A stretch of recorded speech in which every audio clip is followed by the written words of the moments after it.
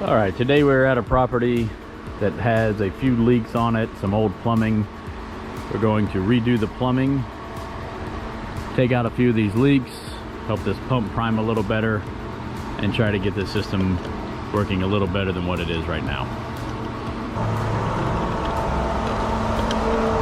So right in here, we're getting some leakage.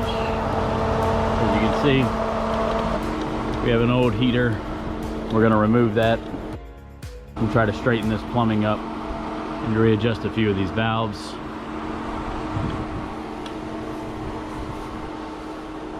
This is the gas line coming in, and this is the system for the flow returns.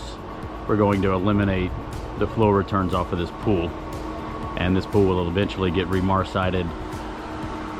So the main supply going back to the pool is going to be the wall returns.